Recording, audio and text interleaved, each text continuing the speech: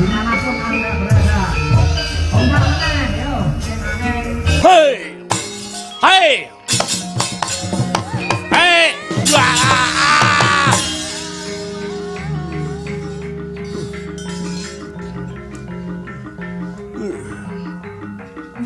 hei, hei, hei, hei, hei.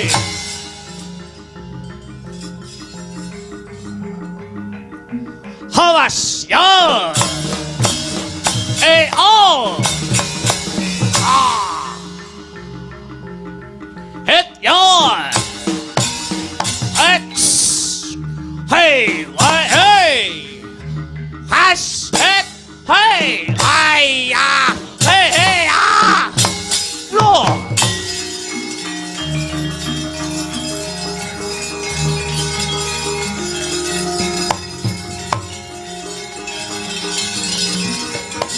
Weh, ah, ya.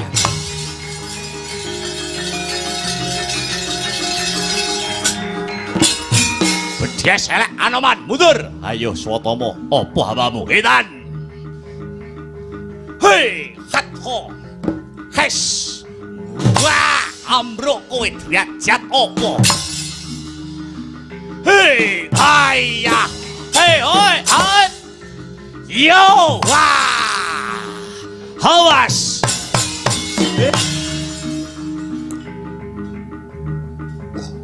Edan.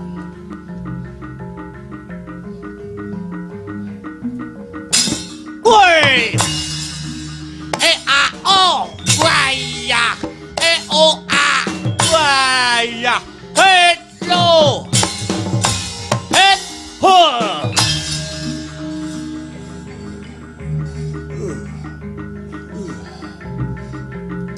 As lo meluntir tanganmu Anoman. Hei, hei, hei, hei, hei, hei, ya, wah, wah, wah, wah.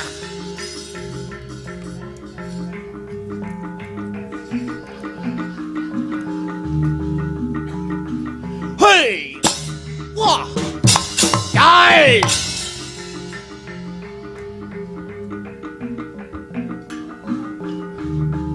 Het ho, hei ho ha. Hey ho, ah!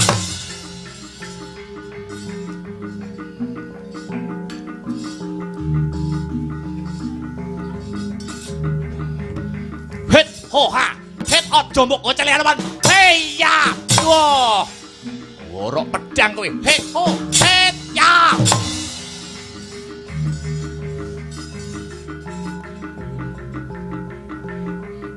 Hit ho. Hey ya, wow. Hey, hey. Hey ya, wah ya. Ah! Ayo, Liliane.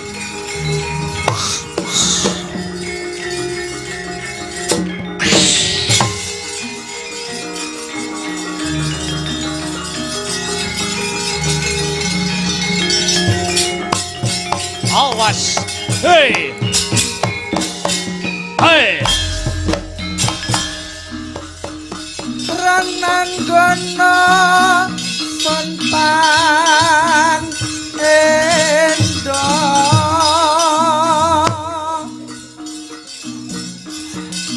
den pawangi datang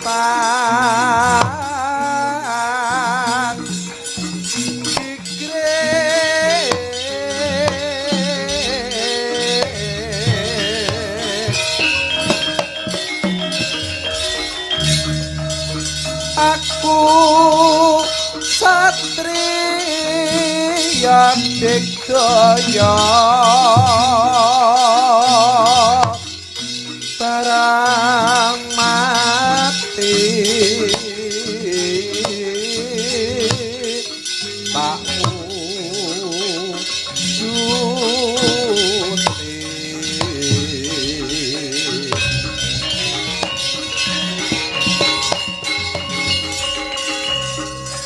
Satyaku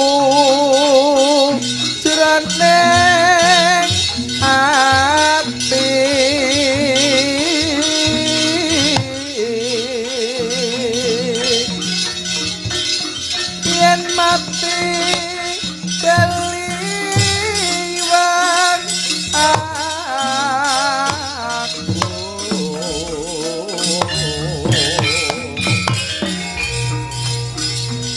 awit sun labuh bangsa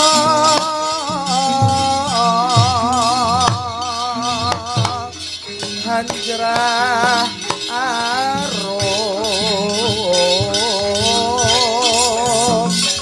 asma reki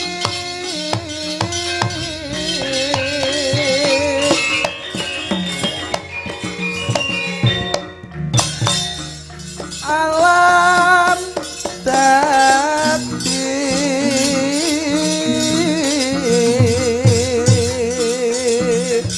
Leno dadi kowe dhewe aloman Sun prawira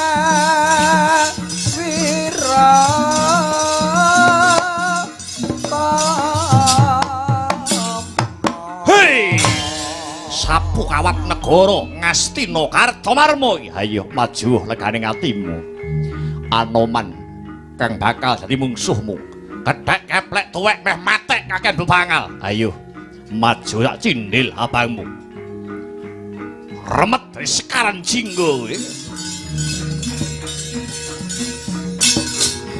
hei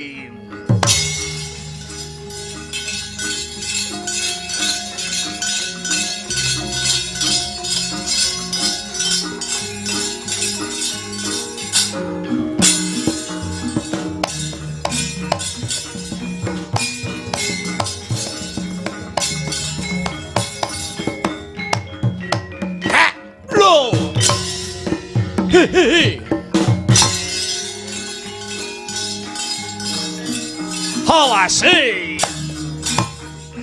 hei cepet ya jamu derajat apa kowe kethek hei hei waya hei ah wah wah ayah hei hei ah hei hei ah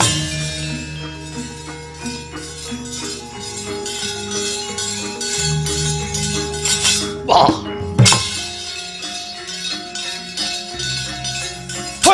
hey! Wah! Waduh. Wah. Yo! Lo! Wah! Het lo! Ayah! Hey yo! Ayah! Ayah! Hey! Hey! Wah! Hey! Hey! Wah!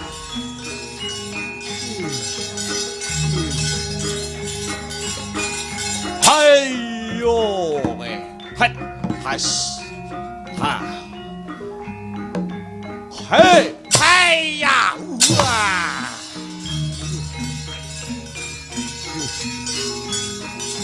hey, hey, hey, hey ya, hey, hey ya.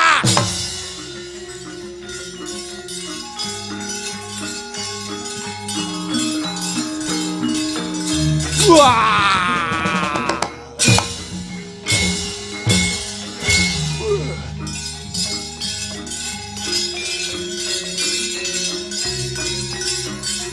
Hey! Yo! Hey! Hey! Hey! Hey! Hot! Wah! Wey! Waya! Hey! Oi! Waya! Wey! Ora! Wey! Ah!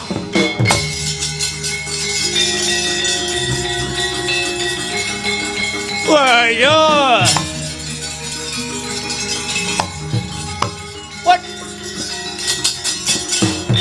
Itan Bagong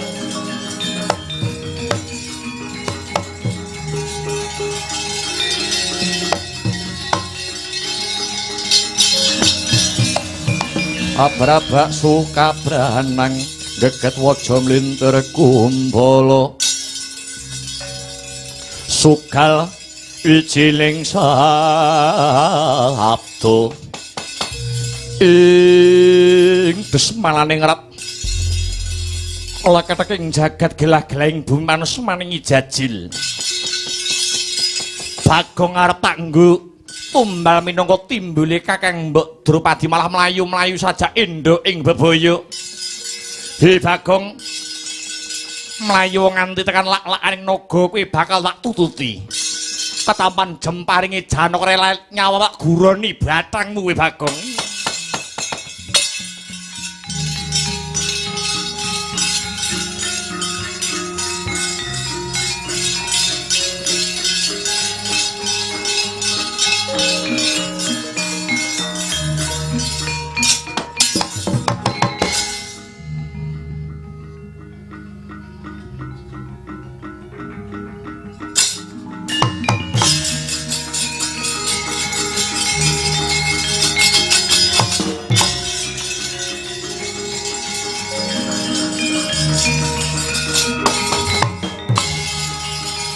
Jiwa mancing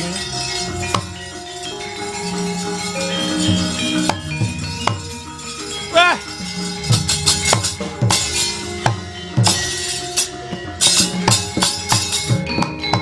wah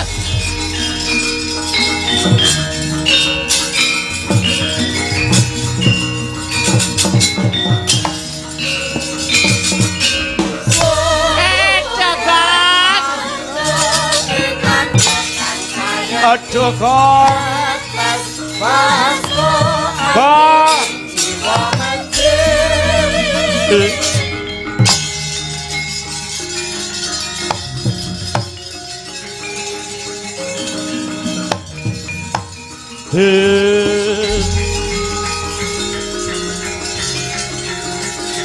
waduh Pak,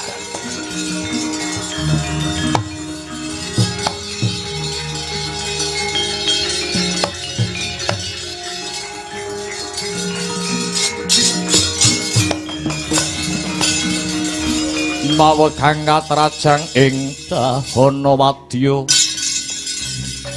sangkep kaprabon perang kang obro marakata.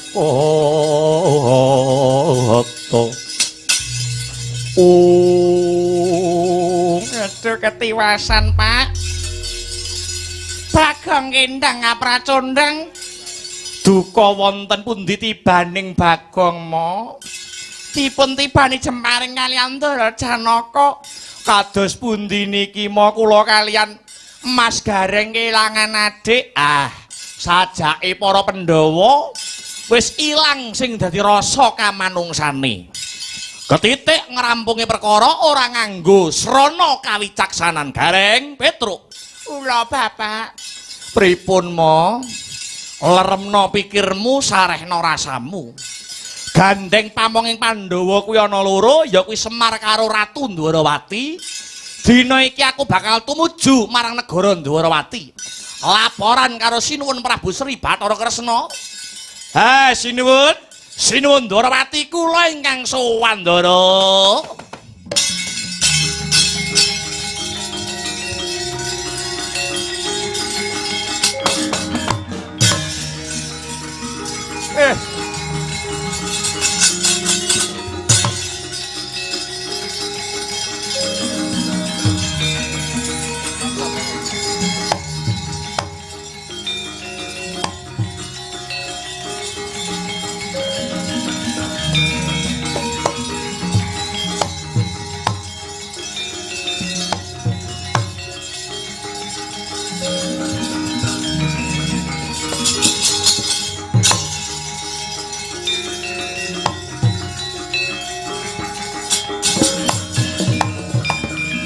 Prataruna Angudya Sangkara mangka sakunya dumati marsudi ekabro kang ade kulane pisane sembang rameana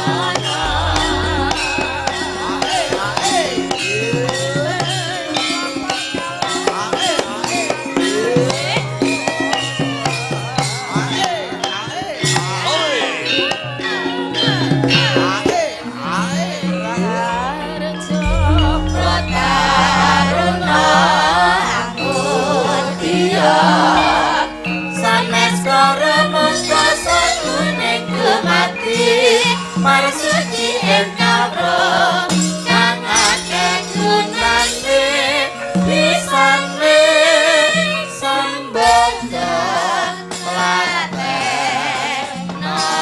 Dejimating tilam sari sawang purnama cahyamu kewes kamantian liringing pandam kamarutan sumbaga hanuju prana dedek manda rangkung hanggugah rimang wok wok wok ketekur wok wok wok ketekur Drupadi tambanana prantaning atiku kowe dadi bojoku ora bakal tiba aning parang suri nanging bakal tiba aning kasur babut Kilapo warna dalem pripun apa sayang Gending aku wis mbok gawa ana negaramu kene arep tak getunana ya mung bakale muspra kasembadan ingkang dadi gegayuhanmu kepengin sesandingan kelawan aku nanging kabeh mau ana syarat-syaratane syarate apa wong manis mesti wae bakal sembadani Biyen Kakang Mas Puntadewa anggone ngayunake aku direwangi melu ajang ing Giri Swayembara. Kuwi kabeh ditempuh ya mung krana kepengin ngatonake tresnane marang Wara Drupadi. Mula aku ya kepengin kowe Prabu Kilapawarna ngatonake gedhening tresnamu marang Drupadi ganti cara sing kepiye. Supaya Yayi Drupadi percaya yen to aku tresna lair tumusing batin marang sliramu ayu. Yen pancen Prabu Kilapawarna ngaku ratu sing sekti mandraguna pilih tanding sajroning ayudha maracaba kayangan Suralaya kae bedahan dewa-dewa padha kalahna yen wis dewa-dewa padha kalah tumule aku boyongan mapan ana kayangan Suralaya Drupadi kepengin dadi garwa prameswari Prabu Kilapawarna ora ngemungake Prabu Kilapawarna ratu ning negara ngatas angin nanging uga Prabu Kilapawarna ratu ning kayangan Suralaya yen perkara iki panjenenganmu sagu mujuti Prabu Kilapawarna bakal kedukun jamah marang Wara Drupadi tenan apa piye ora bakal aku silalah wah ya hei hei ah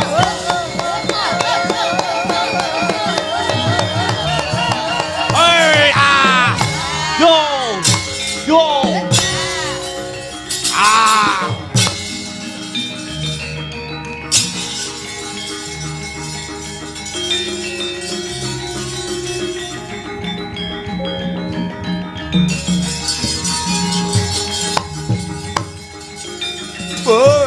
ada.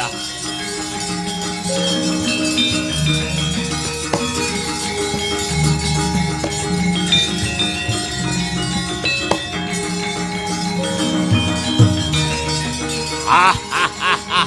Hi, oi, oh, hi.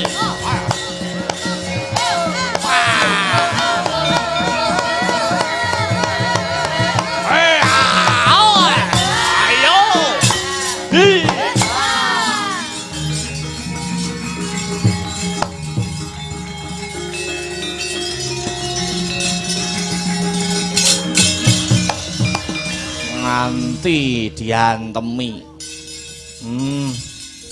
Dos pundi sinuwun sajakipun kok nembe bahagia. Tak kandhani teh. Rungokno kupingmu dina iki Drupadi gelem tak pek bojo.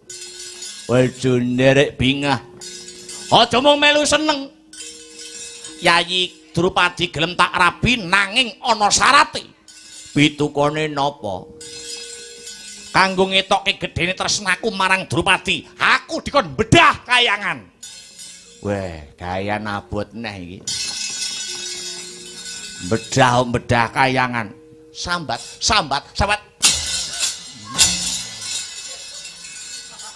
Iki ora usah sambat kok. Masaku kok. Mboten sambat. Kabeh bakal lakoni kanggo Yayi Drupadi. Ora sandadak kesuwen. Kabyakne wadyabala saka ngatas angin munggah kayangan dewa-dewa padha rencak. Kayangan Suralaya dadekke karang abang sedika mangestuaken dawuh utal dina iki.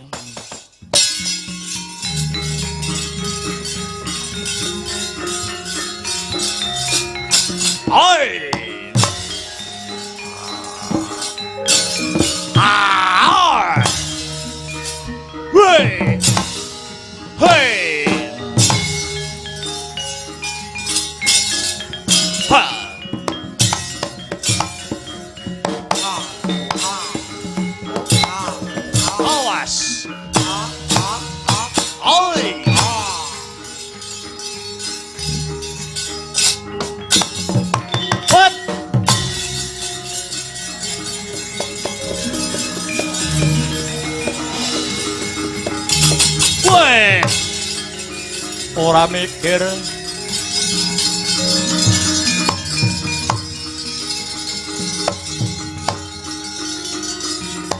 Wah.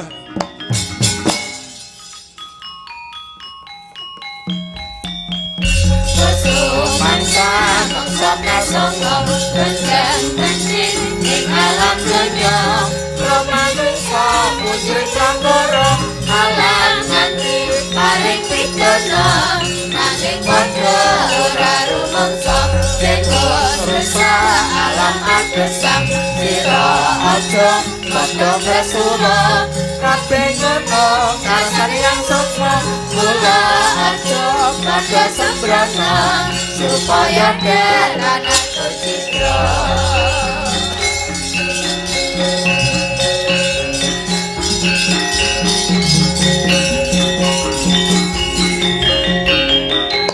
Bedah kayangan.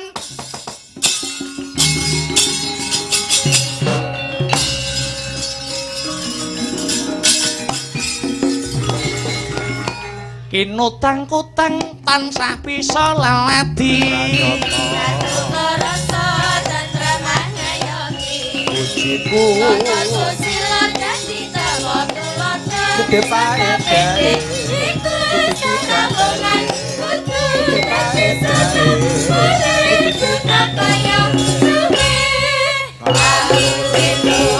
sekali lagi Mas Arya.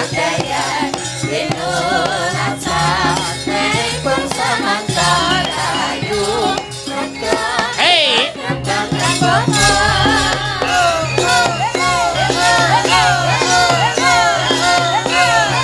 oh.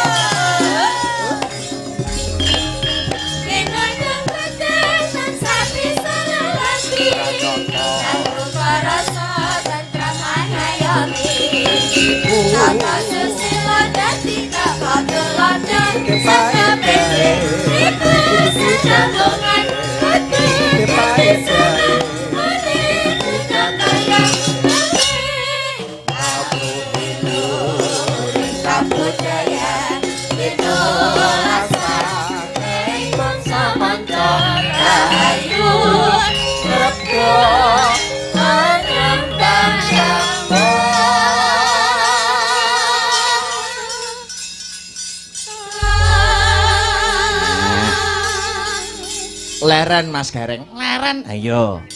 Perkara ilange Bagong, mengko pikir gara-gara penting lagu sih. Yo.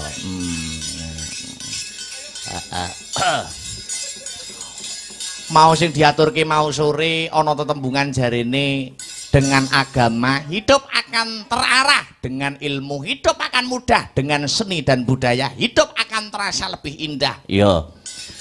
Agama niku karo agama, kuwi ora agama ki rusak le. Ngono.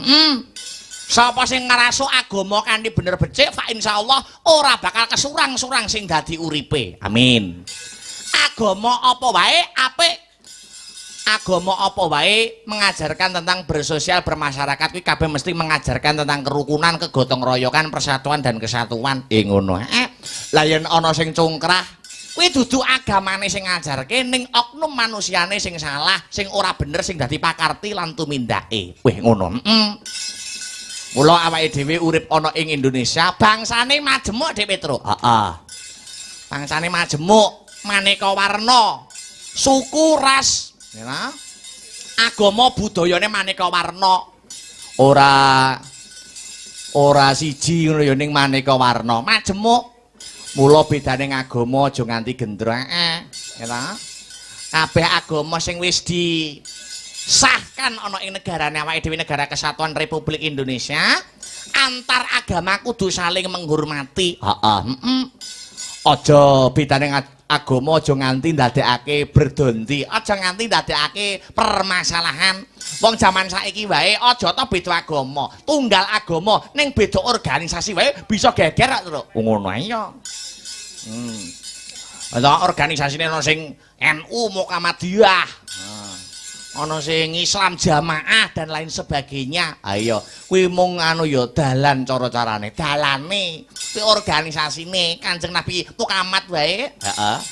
Kuwi wae ora NU, ora Muhammadiyah. Heeh. Urung ana jaman-jaman urung ana. Mula kuwi dalane untuk mempermudah. Kuwi kabeh tafsir, Tru. Ayo. Untuk mempermudah ya toh. Dadi nek ana lupute sing nanggung karben para imam-imame awake dhewe sing dipercaya. Sing mimpin organisasi ngono. Kuwi kabeh jumbuh.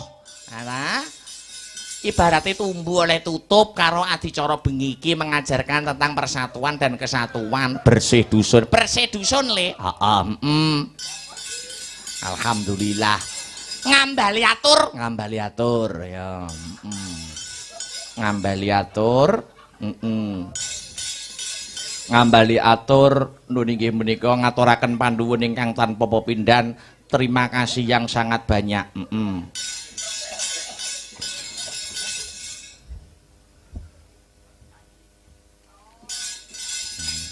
Kunjuk dumateng Bapak Kades, Bapak Nur Yahya, Ketua Panitia Bapak Komaini, Kasun Bapak Teguh Riyanto, Kang Sarto sedaya panitia lan sedaya masyarakat ingkang sampun paring kapitayan kapercayan dumateng kula sak kanca Sanggar Seni Astabrata di tahun 2025 isih pinaringan kapercayan. Ya ngono ya Le. Ya sadurunge Mas Gareng. Oh ya. Ndodoke lakon aja. Kaya ngopo babaring lakon. Ya.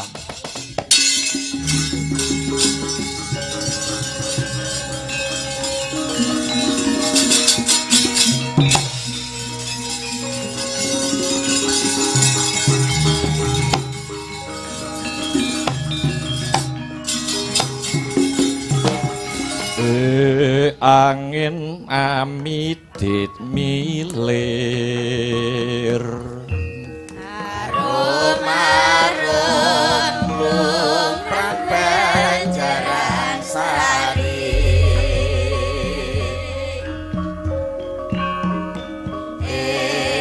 Angin amidit milir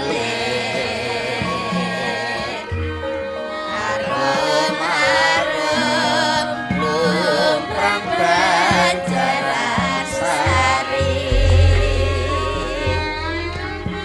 Kadap kosma yang segar Nadeng umekar Kaduretno bermoroni Setsarine Bengangan si kumbang iku Antuk sejatine Matus sirnane Lukralan lesu Ibere alar ambeber Laju ibere lumayan Ing awang-awang Kita ing pangrengaan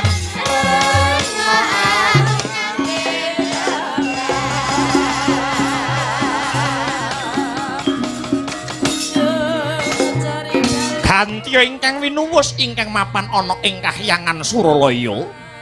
Lah menika ta warnane dewa saking kahyangan Sidik pangudal-udal wisik. Bathara Narada ya sangkaneka putra. Ing mangke Bathara Narada kepareng anyulihi keprabon kahyangan Suralaya awit Sang Hyang Bathara Guru nedeng tetinjo mring Madyapada. Wauta kocap datan weruh sangkan paraning bilai Bagong ingkang dipun kendhangaken kalian panengah Pandhawa Dyan Arjuna tumibeng aning ngarsaning Bathara Narada.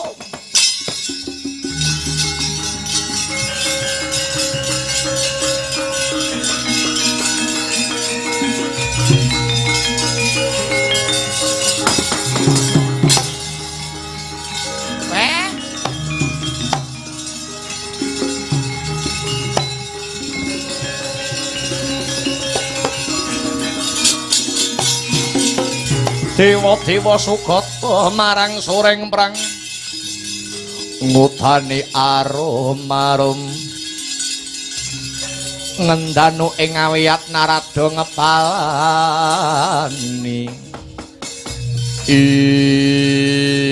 Para kencang bu bolong kali itu dengetan ngilini elek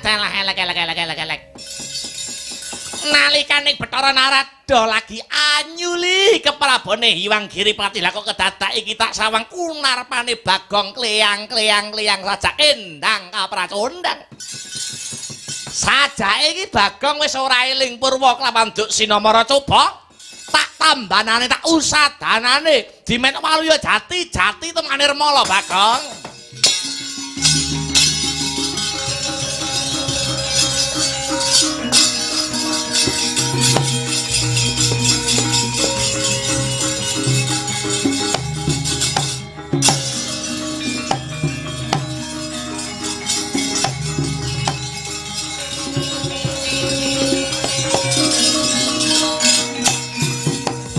Wis ya jati temane remala. Waduh ngaturaken panuwun Duh Pukulun. Tiba sepadha-padha. Piye lara-larae kok nganti jeneng kita Bagong Kendang temekan kayangan kene. Wah, jan gawat Nun. Gawat piye? Ndara Janaka karo Ndara Bimasena rawuh ana kanang ngadempel.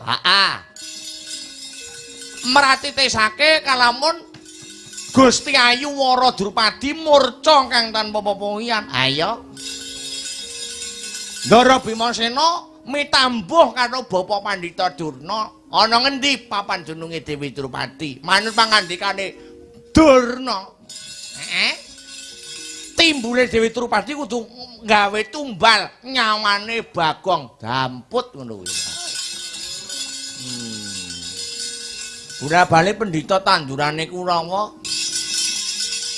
Kaya ngono, nganti aku dikendangke karo Ndara Janaka tumibeng ning kayangan Suralaya. Nggih, Bathara Guru ning ndi? Bathara Guru. Dina iki lagi tetinju ana Madyapada. Workshop. Anjang sana mapan ana ing jagat raya. Wah, penak-penak ning dhuwur ning kayangan dadak mudhun Madyapada barang. Iki ngene ya, Gang. Bathara Guru waktu medhak ana ing Madyapada iki mesti kagungan penyebab cacah loro. Siji, yen ora paring kanugrahan marang titah, angka loro Bathara Guru medhun ana Madyapada bisa uga ngelingake marang titah kang luput saka sesanggeman. Ngono. Sisan gawe Pukulun. Mumpung ana kayangan jare dewa kuwi sipate wis ngerti sadurunge winarah. Mula sisan gawe Bagong bakal takon. Takon apa? Aku takon marang dewa kaya ngene iki merga Blakasuta Blakotang terus terang aku bosen dipitnah terus. Apa maneh dipitnah karo bosku dhewe. Ndara-ndaraku dhewe para Pandhawa. Mara gake tudana murcane Gusti Ayu Wara Drupadi ngono. Ngene. Iki yen miturut panggrahitaku, ilange Dewi Drupadi iki mesti ana sambung rapete karo tumurune Pukulun Bathara Guru ana ing Madyapada. Nek wis kaya ngene iki, aku duwe cara. Aku duwe srana karben perkara iki enggal antuk pepadang. Bagaimanakah caranya? Dadi ratu ning kayangan kene. Ing pamrih supaya Pukulun Manikmaya enggal bisa bali marang kayangan mergo janjane aku ya kesel kon jaga ning kayangan terus kene iki. Kesel. Ngono. Blas ora nek sip-sipan lho. Aku terus ngoyot. Aku dadi ratu. Manut aku. Ini tak dandani nganggo busanane Bathara Guru. Enggal dadi ratu mapane kayangan Suralaya kene.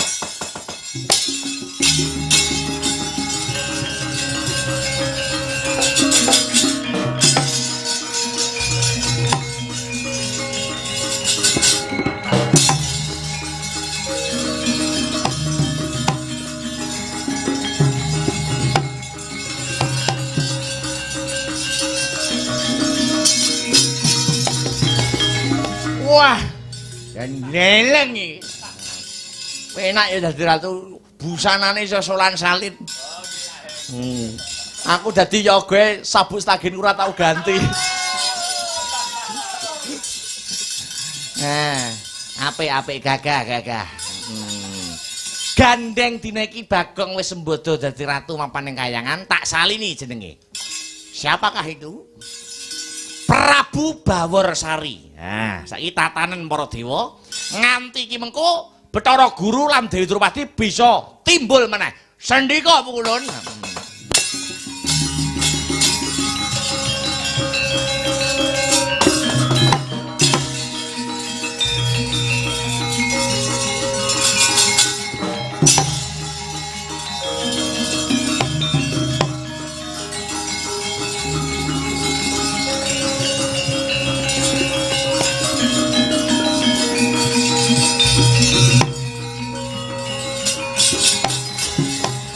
Mongko kantining tumuwuh salame mong awas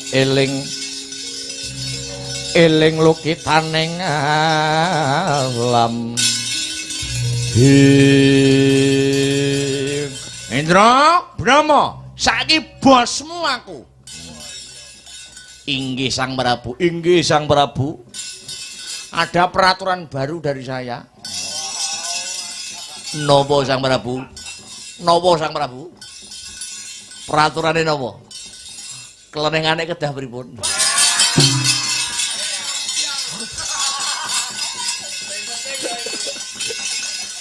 Dewa kabeh tanpa terkecuali khususnya kowe Indra lan Brahma saiki macao.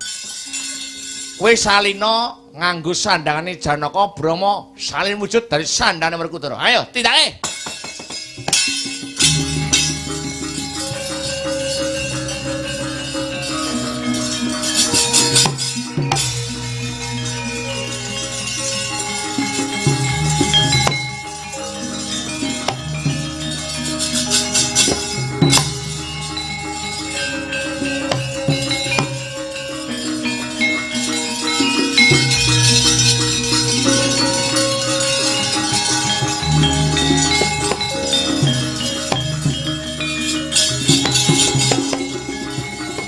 Menapa ingkang kedah kula tindakaken Sang Prabu?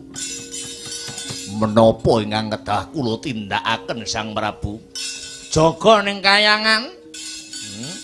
Sapa wae sing bakal ganggu gawe singkirke.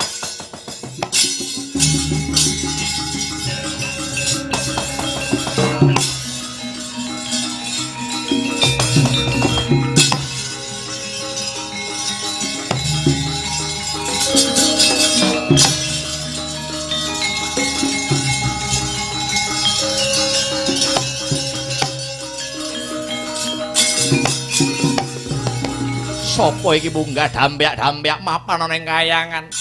Wadya bala ngatas angin. Duwe sedya ngendi bedah kayangan tanpa nono.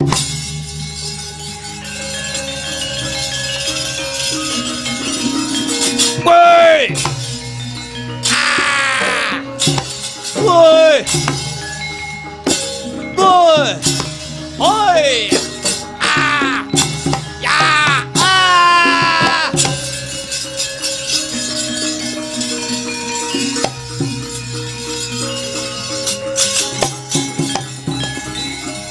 Bedah kayangan ratune genti Prabu Kilapawarna ilang.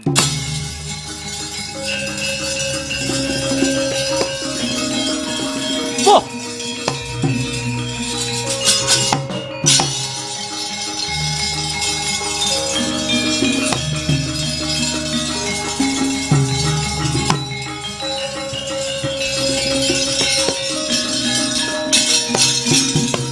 Sikra bala kang tumingal perang tanpa samya metali leratet wileting godo ing sawi Ratu Kayangan Suranaya Prabu Baworsari ndak Bathara Guru to wis ganti coblosan menang aku. Kayangane coblosan. Mempunyai maksud apa Anda ke sini? Hak bedah kayangan. Wo, kurang ajar.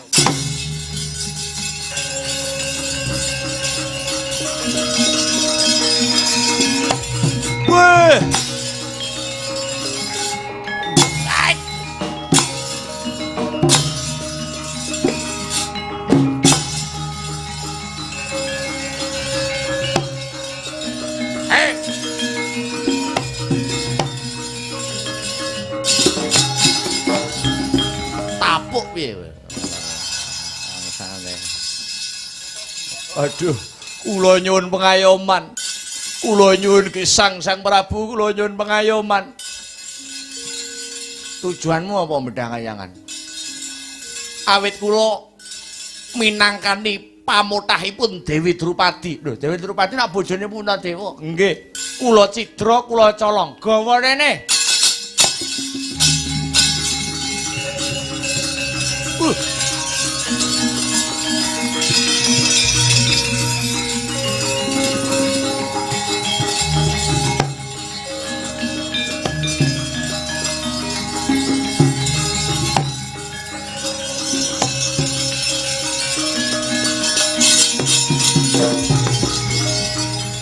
Kowe tak kei urip asalkan Drupadi wenehna aku dadi bojoku. Piye kowe dadi bojone Prabu Bawarsari? Iya aku gelem. Ternyatane kowe ora iso nyembadani sing dadi panyuwunku Medhah Kayangan Suralaya. Kowe kalah sekti, kowe kalah perwira karo Prabu Bawarsari. Nggih, kula tampi panglamar paduka Prabu Bawarsari. Ah, ngono. Dadi bojoku ya. Inggih penak-penak wis ta. Kowe njaluk apa tak turuti. Njaluk apa tak turuti. Wis saiki manjinga dhisik ana ing ngali-aliku kene. Ndelik ning kene sik ya Drumati. Inggih. Lah ya wis ndang mlebu.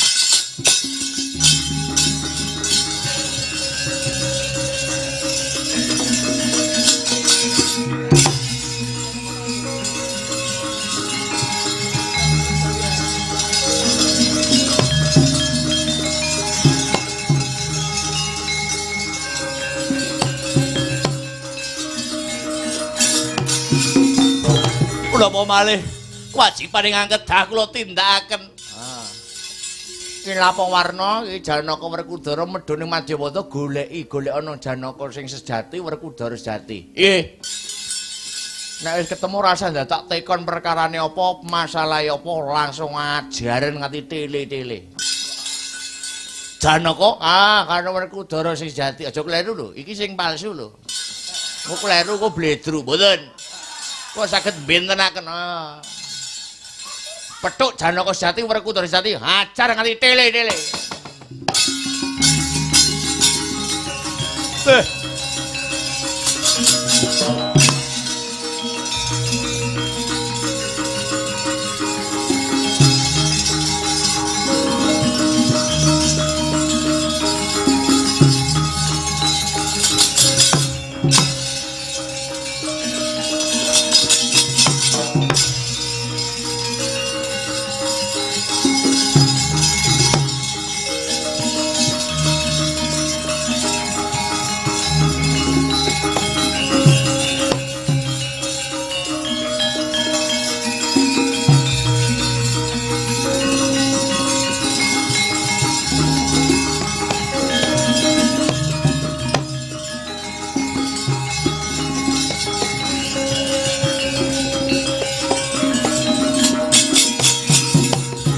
Merahina semubang iwang aruna kadinetraning angkarapu sabaning kukila ringkane kara kaketer kini donganing kung lerewowo sing binipanco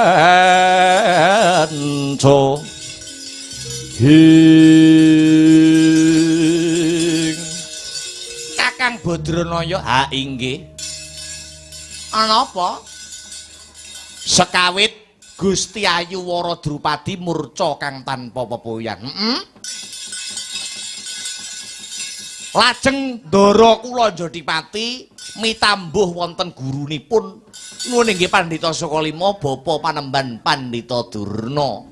Durna kandha timbule Drupadi kudu nganggo sarana tumbale nyawane anak kula Bagong. Jebul kula nggrahi to. Semar pun nggrahi to. Niki mengke niki mesti campur tangane Kurawa supaya golek lenane, golek ringkiye, golek pengapesane para Pandhawa dicicil nganggo mateni Punakawan siji Mbaka siji.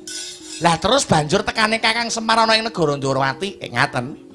gandeng pamonge para Pandhawa niku kalih. Siji Semar, loro Kresna. Kula pun angkat tangan mboten saged mengatasi masalah niki. Banjur kula pasrahke jeneng andika kados pundi anggen paduka badhe murba Kang Sartamasesa. Pandhawa karo Prabu Kresna ibarat kreta jaran karo kusire. Kreta jarane kelangan kiblat, kusire kudu tumindak kepiye? Sumenya sawetara Kyai Semar.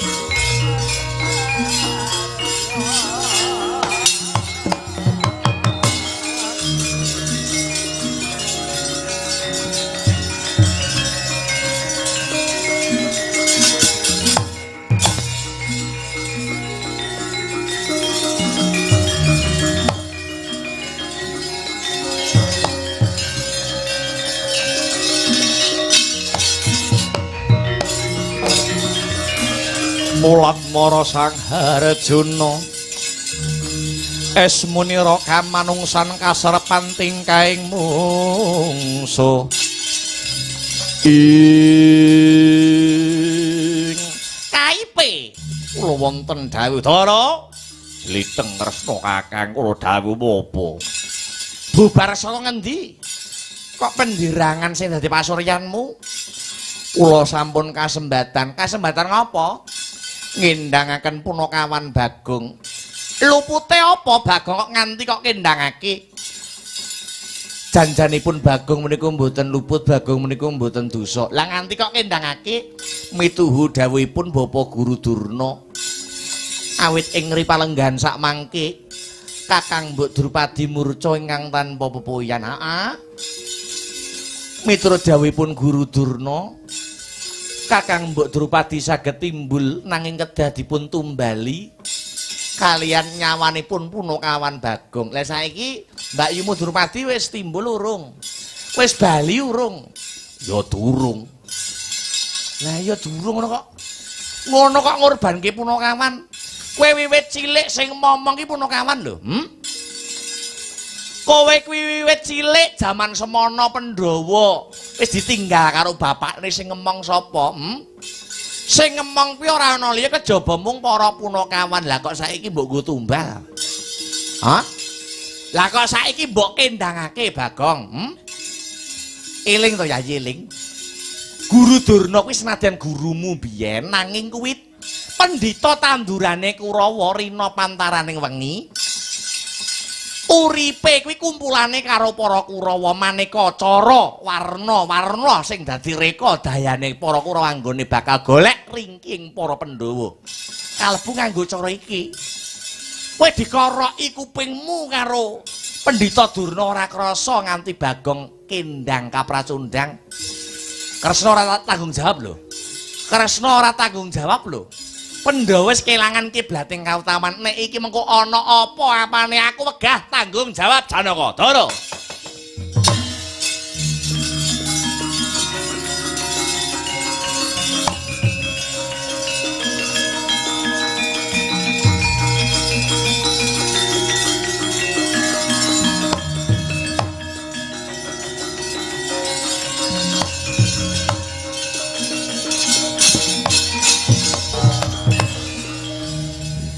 Patih Tambak Ganggeng iso ngali tekan Ndarawati inggih.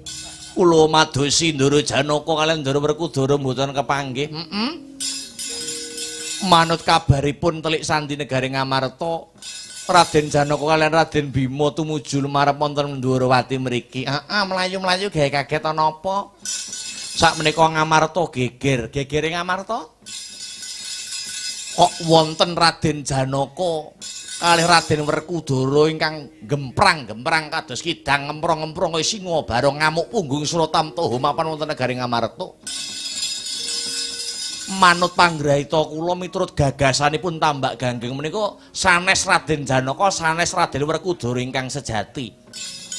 Nanging elok ing kahanan. Eloke kahanan piye Kakang Patih Tambak Ganggeng?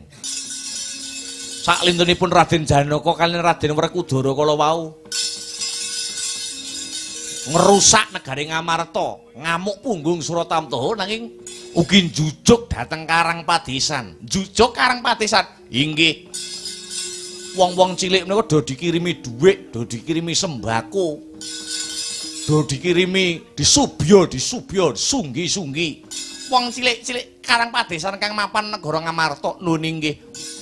Menika miturut gagasanipun Tambak Ganggeng wonten ingkang marentah nanging kula nggih mboten dereng dungkap sinten ingkang ngamarentah. Piye Janaka ana sing ngembari kowe Werkudara, ana sing ngembari kowe. Aku ora melu-melu lho iki. Aku ora melu-melu. Kowe iso gelar kudu bisa nggulung perkara iki.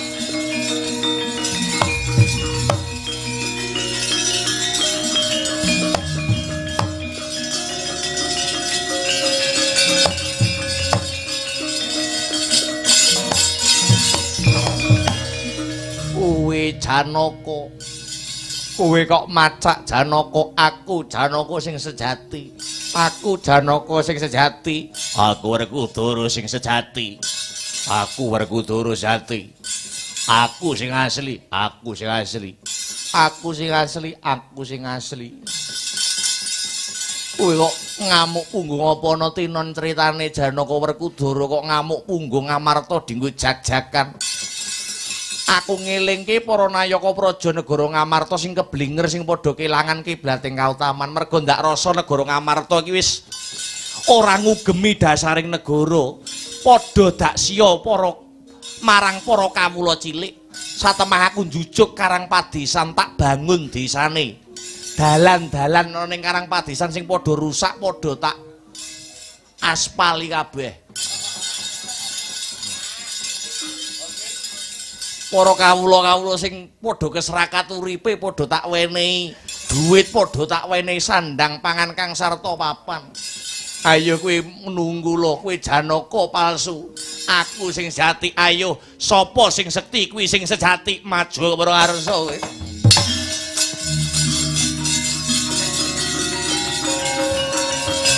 Wah. Wah.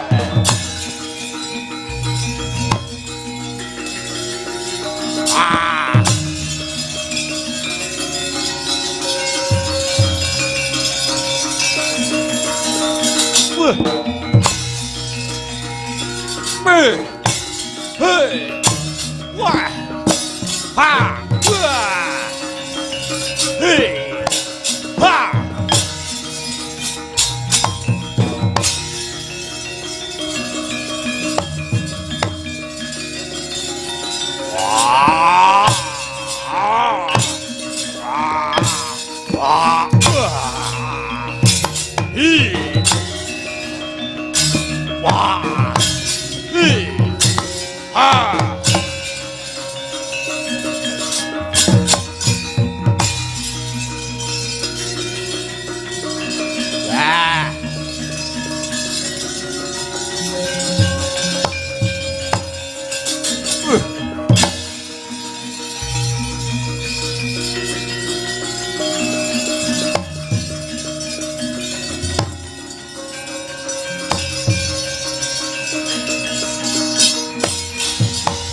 Caritaning satriya linuwih kang mardi mring kaukaman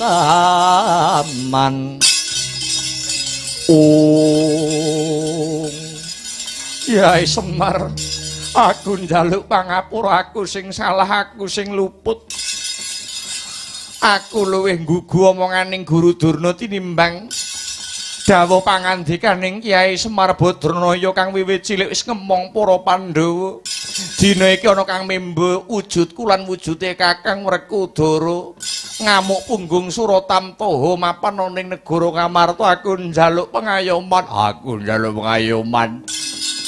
sing gedhe pangapurane anakmu Bagong dikindangke karo Jlamprong nggih sing sampun nggih sampun watone paduka nglenggana ing ngereh kesalahan kang sarta keluputan Semar taksih maringi pangapura sumene sawetawis Semar sing badhe maju kok njubriani banget ki Wadyabala kok gawe geger negara Ngamarta jane rombongane sapa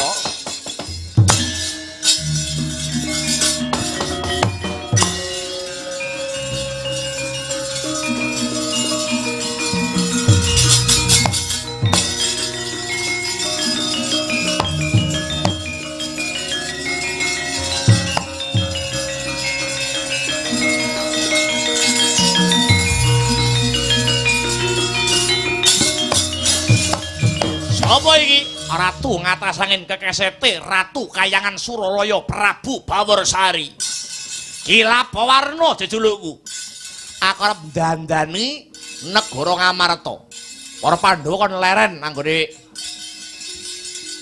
anggone jabat ana ing negara Ngamarta ora iso ngemong para kawula cilik dina iki aku kelawan Ratu Gustiku Prabu Bawarsari bakal ndandani negara Ngamarta kang wis rusak karo para Pandhawa, kang wis daksya karo wong cilik. Desa-desa bangune para warga, para kawula, para bebrangak cukupi sing gawe butuhe. Ora gelem sumingkir mungsuhmu Semar kowe. Weh. Ya. Ayah.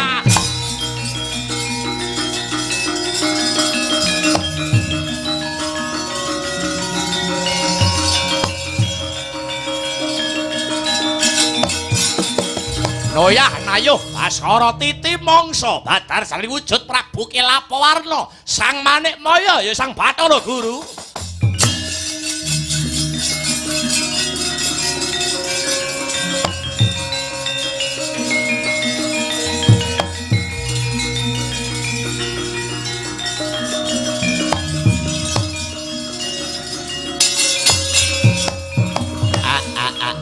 kowe Guru iya Kakang Semar kowe ora nyandang nganggo busana kadewatan busanaku tak tinggal ning kayangan ngono iya Kyai kok membo dadi ratu sabrang barang aku duweni sedya cacah loro angka siji ya kuwi ngelingake para Pandhawa karep ben ora suwiyah-wiyah marang wong cilik ngono iya angka loro aku bakal ngilingake Pandhawa aja gampang percaya karo wong kang durung karuan kasunyatane nganti ngiwake apa sing dadi swarane wong cilik utamane para punakawan kang ngemong para Pandhawa wiwit kepungkur mangkono iya lah banjur sing memba dadi Janaka gadungan karo Werkudara gadungan kae para dewa mangkono iya gandeng wis rampung sing dadi pakaryanku aku bakal bali yen ngono Janaka gadungan karo Werkudara gadungan jan bali ning kayangan pisan iya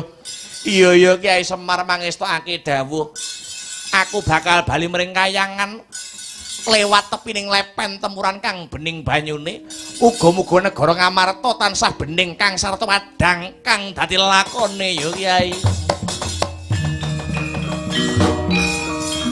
maling sithik kulit jagone kuruk rame amalung matandane mantine wajane lintang panjarina mencorong manajat eko jeno ayo tumandang makarya Ayo Badar Sari wujud. Maling siji sing kulit jagone kura rame amalungi. Badar. Matandane wangine wasagane ndak tentang panjerina mentorong lir anajan ekrojen ayo sumandang manado. Areng itu ini.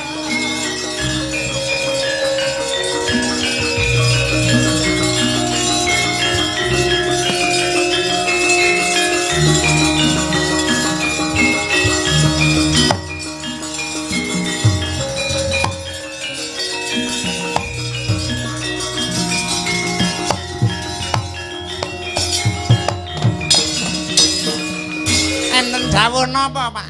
Enten dawuh napa, Mo? Kae Ratu Kayangan Suralaya gadungan ke ajaren.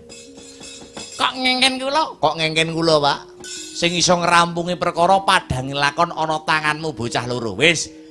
Tidakne.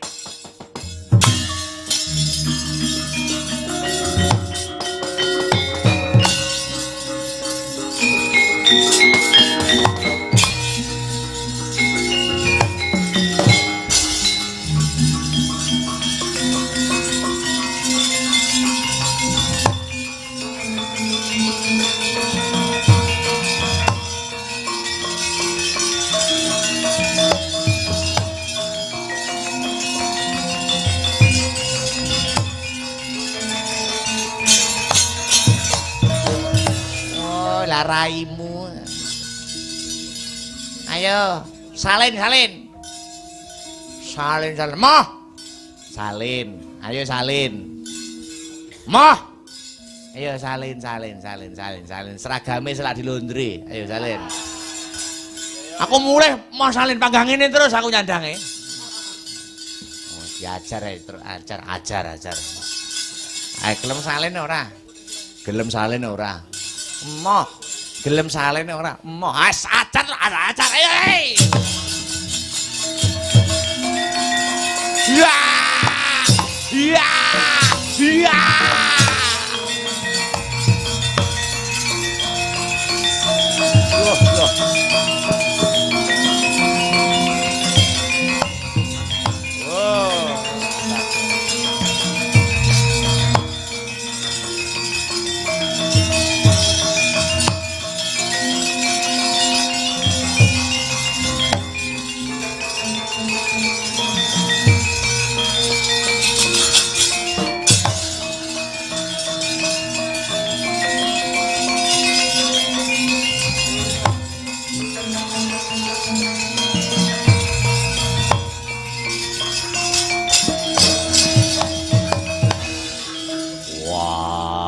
Bagong. Panjen dawuh aku njaluk pangapura, aku sing kleru, aku sing salah. Aku njaluk ngapura Bagong, aku sing kleru, aku sing luput nggih.